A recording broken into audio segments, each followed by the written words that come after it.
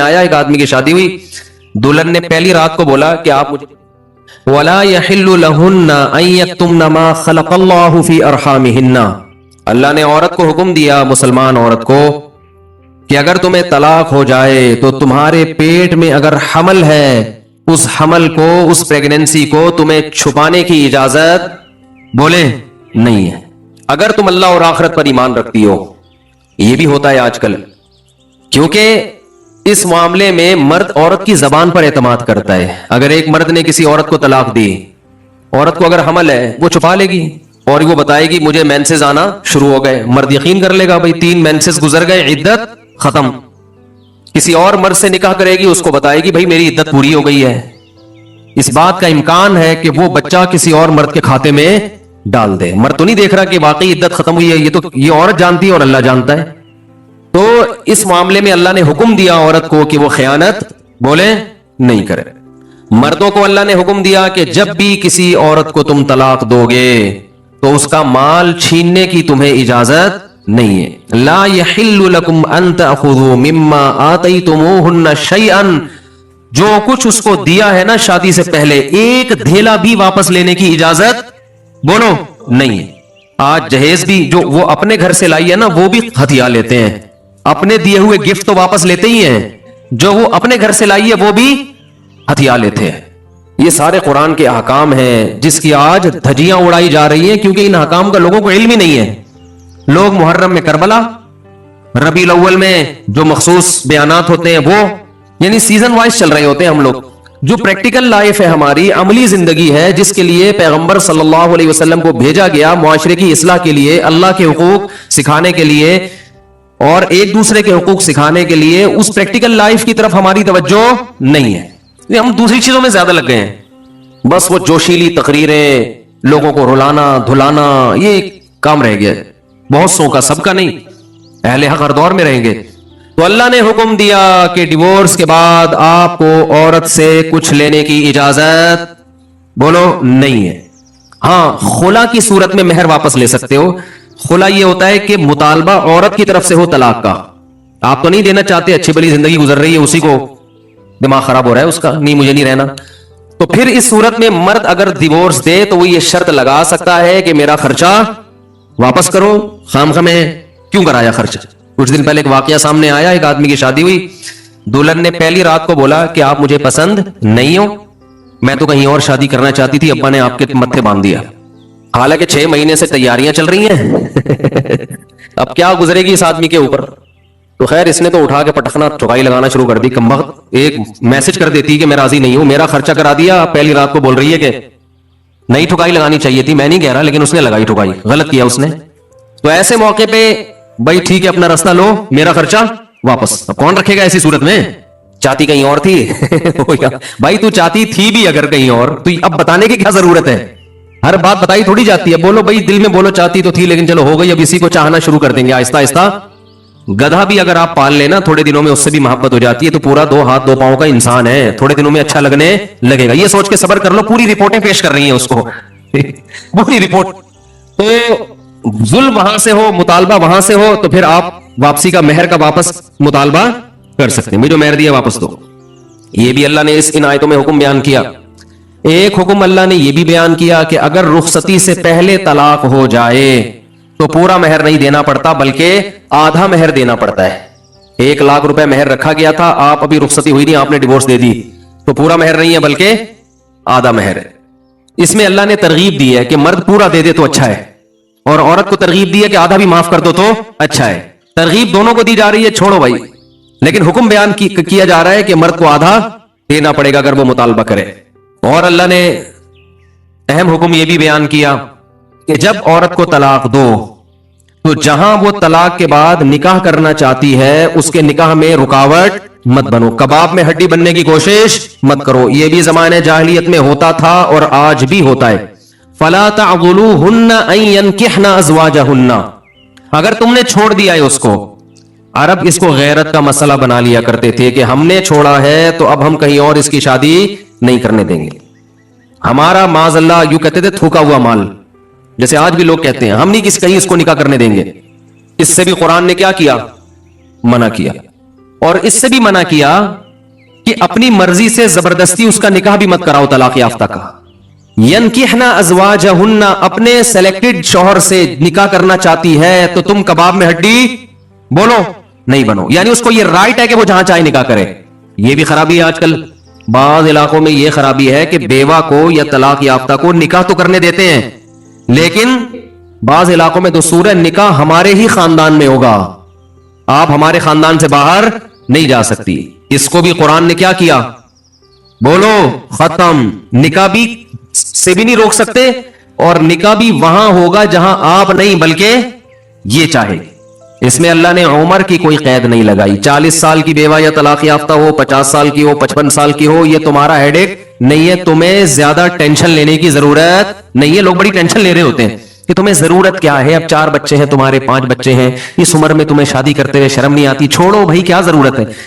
تو اللہ فرماتے ہیں کہ تمہیں ٹینشن لینے کی ضرورت بولو یہ اس کا ہیڈ ہے، یہ تمہارا ہیڈ نہیں ہے. جیسے کوئی 4 شادیاں کر رہا ہے تو اس کا ہیڈک ہے نا، آپ کا ہیڈک تھوڑی ہے. یہ آپ پتہ نہیں کیوں پریشان ہے، مفتی صاحب کو کیا ہو گیا، وہی ان کا ہیڈک ہے، آپ کا ہیڈک نہیں ہے. یہ میں اپنی بھی درمیان میں لگا دیتا ہوں نا. تو ہر ایک کے ہیڈک ہم نے پالے ہوئے ہیں. وہ یہ کیوں کر رہا ہے، وہ یہ کیوں کر رہا ہے، وہ کم عمر سے شادی کیوں کر رہا ہے، وہ بڑی عمر سے شادی کیوں کر رہی ہے. یہ ہوتے ہیں نا لوگوں کے مسائل. اس نے یہ کیوں کر لیا. ایک خاتون نے مجھے بتایا کہ وہ ایک دفعہ بیوہ ہوئی، اللہ کی قدرت دوبارہ شادی، دوبارہ بیوہ ہو گئی. تیسری دفعہ جب ان کی شادی ہو رہی تھی لوگ مذاق اڑا رہے تھے، بس کرو یار 2 دفعہ بیوہ ہو گئی، اب آرام سے بیٹھو. اب وہ بیوہ تو کوئی بھی ہو سکتا ہے، جوانی میں بھی عورتیں بیوہ ہو جاتی ہیں. تو اب دیکھو لوگوں کو تکلیف ہو رہی ہے، بھائی یہ اس کا ہیڈک ہے. اچھا لوگ اس سے شادی کرتے ہوئے ڈر رہے تھے ان سے کہ میں بھی بیوہ پھر میں نہ مر جاؤں. تو اس کا اس سے کوئی تعلق نہیں ہے. ہو سکتا ہے 2 دفعہ بیوہ ہونا تقدیر میں لکھا ہو، 3 دفعہ نہ ہو. یہاں مجھے وہ چٹکلا یاد آتا ہے، وہ ایک آدمی نے، ابھی چھوڑو چٹکلوں کو، ابھی قرآن کو فوکس کرتے ہیں. آخر میں چٹکلے ہونا یہ صحیح ہوتا ہے، درمیان میں ہی آ جائیں تو پھر سارا موضوع چینج ہو جاتا ہے. اتنے اچھے احکام بیان ہو رہے ہیں قرآن کے، آگے اس کو آپ نے لوگوں کو بتانا بھی ہے. تو اللہ نے حکم دیا کہ طلاق کے بعد ایک ڈھیلا واپس نہیں لینا. خلا کی صورت میں لے سکتے ہو، مگر خلا بھی شوہر کی رضا سے ہوتا ہے، یک طرفہ نہیں ہوتا، یاد رکھیں. دوسرا کام تم نے کیا کرنا ہے، اس کو کہیں اور نکاح سے روکنا نہیں ہے. تیسرا کام یہ کرنا ہے نکاح بھی وہاں کرنا ہے جہاں وہ چاہتی ہے. تمہاری مرضی نہیں مسلط ہوگی، اس کی مرضی چلے گی. اور اگر پرانے شوہر سے نکاح کرنا چاہے اور 2 طلاقیں ہوئی ہو تو وہاں بھی کر سکتی ہے، کیونکہ آیت کا ایک شان نزول بھی ہے. ایک صحابی نے اپنی بہن کا نکاح کسی صحابی سے کرایا، تھوڑے دنوں میں طلاق ہو گئی. طلاق ایک تھی، عدت ختم ہوئی، نکاح ختم. اب تھوڑے دنوں کے بعد دوبارہ ان دونوں کا دل چاہنے لگا کہ ہم آپس میں کمپرومائز کر لیں. ہوتا ہے وقتی طور پر اختلافات بہت زیادہ ہوتے آتے ہیں، جب دور رہتے ہیں تو آپس میں میلان ہونے لگتا ہے. لیکن وہ جو صحابی تھے نا جن کی بہن کو طلاق ہوئی تھی، انہوں نے کہا کہ اب میں اپنی بہن کا نکاح دوبارہ اس آدمی سے بولو نہیں کروں گا. اور کہا کہ یا رسول اللہ میں نے ان کی عزت کی، ان کو اپنی بہن نکاح میں دی، انہوں نے لڑائی جھگڑا کر کے طلاق دے کے گھر میں بٹھا دیا، تو میں کیسے دوبارہ. یہ ذلت محسوس ہوتی ہے نا انسان کو. قرآن میں اللہ نے آیتیں نازل کی کہ اگر وہ اپنے شوہر سے نکاح کرنا چاہتی ہے تو درمیان میں رکاوٹ مت بنو. لڑے بھی وہ خود تھے، اب جڑ بھی خود رہے ہیں. نہیں آ رہی بات. اس کو بھی لوگ غیرت کا مسئلہ بنا لیتے ہیں. سسر صاحب بنا لیتے ہیں، میرے داماد نے میری بیٹی کو طلاق دی ہے، میں تو نہیں واپس بھیجوں گا. بھائی دنیا میں جو آدمی میں لچک نہیں ہے نا، فلیکسیبلٹی نہیں ہے، لچک نہیں ہے جس میں، وہ کبھی بھی کامیاب نہیں ہو سکتا. یاد رکھو یہ جو ہوتا ہے نا، میں اصول کا پکا. بھائی اصول کا پکا ہونا تو اچھا ہے، لیکن یہ اصول ہی غلط ہے کہ جو کہہ دیا تو اس پہ قیامت تک قائم رہنا ہے. یہ اصول ہی غلط ہے. اصول یہ ہونا چاہیے کہ جب موقع کی مناسبت سے جو بات ٹھیک لگے گی اپنے آپ کو چینج کر لوں گا. یہ اصول ٹھیک ہے، اس اصول پہ پکے رہو. اور یہ نبی سے ہمیں ملتا ہے یہ اصول. حدیث میں آتا ہے ایک صحابی نبی کے پاس آئے، مجھے صدقہ چاہیے، یہ چاہیے، وہ چاہیے. آپ نے فرمایا اللہ کی قسم تم پر خرچ نہیں کروں گا میں. وہ چلے گئے. آپ نے دوبارہ بلایا، فرمایا ان پہ صدقہ کرو، دے دو. وہ پریشان، یا رسول اللہ آپ نے تو قسم اٹھائی تھی کہ میں آپ کو نہیں دوں گا. آپ نے فرمایا مر رآ علی یمین فرآ غیرہا خیرا منہا فلیکفر عن یمینہ، کہ جو شخص کسی بات پہ قسم اٹھا لے، جائز بات ہو، کوئی اگر حرام پہ قسم اٹھائی وہ تو بچنا لازم ہے نا، کہ میں گناہ نہیں کروں گا، وہ تو ویسے ہی حرام ہے. جائز کام، صدقہ تو جائز ہے نا، بلکہ ثواب ہے. فرمایا کوئی کسی جائز کام پہ قسم اٹھائے، پھر بعد میں اس کو خیال ہو کہ مجھے قسم توڑ دینی چاہیے، اس کا مائنڈ کیا ہو گیا چینج، تو اسے چاہیے قسم توڑ دے اور کفارہ ادا کر دے. اس قسم پہ قائم بولو نہ رہے. قسم پہ جب قائم نہ رہنے کا حکم ہے تو بغیر قسم کے میں نے جو بول دیا بس وہ پتھر پہ لکیر بن گیا, یہ تو پاگل اور گدھے ہونے کی علامت ہے. قسم بھی اگر کھا لی ہو تو بھائی اس وقت یہ خیال تھا کہ نہیں دینا, اب زمینی حقائق کہہ رہے کہ اس کو دینا ہے, تو اب قسم توڑو, کفارہ ادا کرو اور دے دو. بات نہیں آ رہی میرا خیال ہے. یہ کس کی سیرت ہے؟ نبی کی. نبی سے زیادہ کسی کی پکی زبان ہو سکتی ہے؟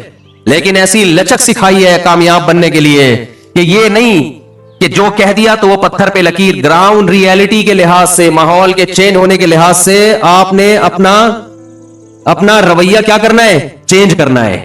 اس وقت آپ کی رائے یہ تھی, اب آپ کی رائے وہ ہے, کیونکہ زمینی حقیقت بھی چینج ہوتی ہے اور انسان کی نالج بھی چینج ہوتی ہے اور انسان کی رائے بھی چینج ہوتی ہے. بعض دفعہ نالج چینج نہیں ہوتی, انسان تانے بانے ملا کے ایک رائے قائم کرتا ہے, بعد میں جب اور گہرا سوچتا ہے تو اسے لگتا ہے کہ وہ رائے ٹھیک نہیں تھی, تو وہ اسٹیٹمنٹ اس کا کیا ہو جائے گا؟ چینج. کوئی بات نہیں, دن میں 100 دفعہ چینج ہو جائے. ناکام وہ ہے جو کہہ دیا تو اڑ گیا, بس کچھ بھی ہو جائے. اب دیکھو, ایک آدمی آپ کو مستحق نظر نہیں آ رہا تھا, آپ نے کہا اللہ کی قسم تجھے میں صدقہ نہیں دوں گا, تو فراڈی ہے. بعد میں پتا چلا نہیں فراڈی نہیں ہے, آپ کو نہیں, میں نے تو بول دیا تھا میں نہیں دوں گا. بھائی اب فراڈی ہونے کی بیس پہ نہیں دے رہے تھے تو اب پتا چل گیا یہ فراڈی نہیں ہے. بعض دفعہ پہلے بھی پتا تھا فراڈی نہیں ہے, اب بھی پتا ہے نہیں ہے, لیکن پہلے خیال تھا کہ نہیں دینا چاہیے, اب خیال ہے کہ دے دینا چاہیے, تو رائے چینج کر لو. بہت مشکل ہے. اور گھریلو جھگڑوں میں تو میاں بیوی کی طبیعت میں اگر لچک نہیں ہے نا, 4 دن بھی ان کا رشتہ نہیں چل سکتا. یہ تو مجھ سے ابھی لکھوا کے سگنیچر انگوٹھے لگا لو, جیسے سبزی والے نے ٹھپے لگائے تھے انگوٹھے لے کے گھوم رہا ہوں. لیکن آپ انگوٹھے نہیں, آپ مجھے پکڑ لینا, میں کہاں بھاگوں گا. وہ جب بھی انگوٹھے کی بات آتی ہے مجھے وہ سبزی والا یاد آتا ہے جس کو میں نے بزنس کے لیے پیسے دیے تھے اور اس نے ایمانداری میں اسٹیمپ پیپر پہ اپنے انگوٹھے لگا کے دیے تھے. جب وہ پیسے لے کے بھاگا تو 3 سال میں نے وہ انگوٹھے سنبھال کے رکھے. اب لوگ مجھے کہتے ہیں نا وہ فلاں آدمی کو میں اتنے کروڑ روپے دے رہا ہوں تو اتنا ایماندار ہے, میں تو اسٹیمپ پیپر پہ لکھوا رہا ہوں اور انگوٹھے بھی لگوا رہا ہوں. میں کہتا ہوں یہ انگوٹھوں کا تذکرہ میرے سامنے مت کیا کرو, انگوٹھوں سے کچھ بھی نہیں ہوتا. بندہ اگر 2 نمبر ہے, اسٹیمپ پیپر بکری کو کھلا دینا کسی کام کا نہیں ہے. یہ اسٹیمپ پیپر عدالت سے بھی نہیں نکلوا سکتے, سمجھتے ہو؟ لکھوایا کرو ضرور, لیکن اس سے ہوگا کچھ بھی نہیں. عدالت انگوٹھا دیکھ کے بولے گی ٹھیک ہے انگوٹھا, انگوٹھے کو پکڑ کے جیل میں ڈال دو, بس انگوٹھے کو دیے تم نے پیسے, بندہ تو پکڑائی میں آئے گا ہی نہیں, آ بھی گیا تو کچھ بھی نہیں کر سکتے. عدالت کہے گی دیے کیوں تھے. تو پیسہ دینے سے پہلے 100 دفعہ سوچا کریں. خیر, تو کیا بات چل رہی تھی؟ ابے انگوٹھے کی بات کہاں سے آئی؟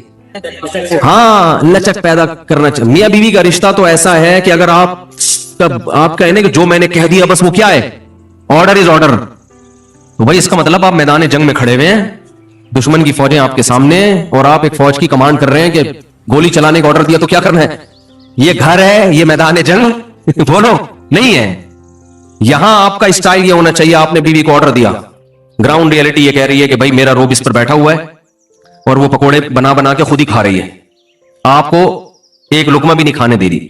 آپ غصے میں آئے, آپ نے کہا بیگم مزید پکوڑا اگر کھایا نا تو گراؤنڈ ریئلٹی کہہ رہی ہے کہ اس دھمکی سے یہ پکوڑے کھانا چھوڑ دے گی نا. لیکن آگے اس کا ایٹیٹیوڈ آپ نے دیکھا, اس نے کہا تو کیا کر لے گا, فوراً وہ کرچلی اٹھائی, تو کیا کر لے گا, فوراً لچک پیدا کرو.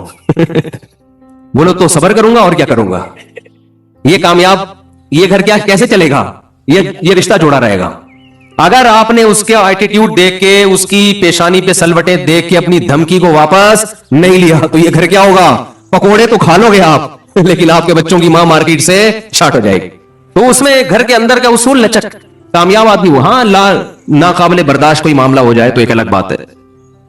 تو اللہ نے کیا حکم دیا کہ اگر ڈیورس ہو گئی ہے پھر دوبارہ ملنا چاہتے ہیں تو کباب میں ہڈی بولو مت بنو, ملنے دو ان کو, کوئی مسئلہ نہیں ہے. ہاں یہ قرآن نے کہا ہے کہ اس شرط نہیں ملے کہ ان کا اپنے بارے میں یہ خیال ہو کہ دوبارہ وہ جھگڑے نہیں کریں گے. ایسا نہ ہو ملتے پھر وہی ٹینشنیں شروع کر دیں, اب دوبارہ اپنی اصلاح کر کے آئیں کہ بھئی اب ان ماضی کے قصوں کو چھیڑنا نہیں ہے. محمد رفیع صاحب پوچھ رہے ہیں, میں بتا نہیں رہا کہاں سے ہیں تاکہ ایسا نہ ہو ان کے گھر والے جان لیں. میری انقریب شادی ہونے والی ہے, مجھے زوجہ سے قربت کا سنت طریقہ بتا دیں. یہ سوال حیا کے خلاف ہے اور میں حیا کے خلاف سوالات نہ پڑھتا ہوں نہ اس کے جواب دیتا ہوں, لیکن چونکہ یہ سوال بہت زیادہ لوگ پوچھتے ہیں تو میں نے ہمت کر کے آج یہ پڑھ لیا ہے اور اس میں لوگ غلط گائیڈ بھی کر رہے ہیں, تو اس لیے میں اس کا جواب دے رہا ہوں کہ اسلام میں کوئی خاص طریقہ نہیں ہے اس کا. اس پہ فالتو کتابیں لوگوں نے لکھی ہوئی ہیں, پتہ نہیں کیا کیا, وہ ایسے ہی لوگوں کی آ رہا ہے. تو یہ چیز نیچرل ہے. جیسے کوئی پوچھے کھانا کھانے کا طریقہ کیا ہے تو بھائی منہ میں نوالا ڈال کے چباؤ, نگل لو, خود بخود فطرت سکھاتی ہے انسان کو. تو ایسی زوجہ کے قریب فطرت خود سکھا دیتی ہے. ہاں شریعت نے جس طریقے کو حرام قرار دیا ہے وہ سب کو معلوم ہے کہ جو ہے وہ اللہ تعالیٰ نے جو میں نے جو بدکار لوگ جس طرح سے کرتے ہیں، جو لڑکوں سے بدفعلی کرنے والے لوگ ہیں، وہ طریقہ حرام ہے. تو باقی اللہ تعالیٰ نے میاں بیوی کا معاملہ رکھا ہے، ایک دوسرے کا لباس ہے، تو کمرے کی باتیں ہیں وہ جیسے چاہیں مناسب سمجھے، وہ ان کا اپنا ذاتی عمل ہے، اس کا کوئی خاص طریقہ نہیں ہے. اور یہ نیچر انسان کو خود سکھاتی ہے، نہ یہ طریقے نہ کسی سے سیکھنے کی ضرورت ہے. بعض لوگ تو حد درجے کی بے شرمی کرتے ہیں، وہ شادی سے پہلے جو ہے وہ فحش فلمیں دیکھتے ہیں تاکہ ہمیں طریقہ آ جائے. یہ انتہائی درجے کی بےہودگی ہے، انتہائی درجے کی ایک لعنتی عمل ہے یہ. تو یہ کوئی خاص طریقہ نہیں ہے. میاں بیوی ایک دوسرے کا لباس ہیں، وہ جس طرح سے ایک دوسرے کو سیٹسفائی کر سکتے ہیں وہ کر لیں تاکہ ان کی توجہ کسی اور طرف نہ جائے، وہ حلال کی تسکین ان کی بند کمرے کے اندر ہو جائے. اور یہ باتیں لوگوں سے شیئر بھی نہیں کرنی چاہیے. آج یہ بھی ایک حرام کاری ہو رہی ہے. میں بہت سخت الفاظ استعمال کر رہا ہوں اس لیے کہ یہ، اور میرے پاس کوئی ہلکا لفظ نہیں ہے. وہ کیا ہوتا ہے کہ مرد اپنی زوجہ سے ہمبستری کر کے اس کے راز دوستوں کے سامنے فاش کر رہا ہوتا ہے، میں نے ایسے کیا، میں نے ایسے کیا. لڑکیاں بتا رہی ہوتی ہیں اپنی فرینڈز کو کہ میرے شوہر نے میرے ساتھ ایسے کیا. یہ بہت لعنتی عمل ہے. آپ صلی اللہ علیہ وسلم نے فرمایا جو عورت اپنے شوہر کے راز یا شوہر بیوی کے راز فاش کرتا ہے اس پر لعنت ہے. حدیث کا مفہوم ہے یہ. تو یہ بند کمرے کی میاں بیوی کی باتیں جس طرح سے وہ ایک دوسرے کو سیٹسفائی کر سکتے ہیں وہ کریں، ایک دوسرے کے لیے وہ حلال ہیں. اور بس وہ طریقہ جو لڑکوں سے بدفعلی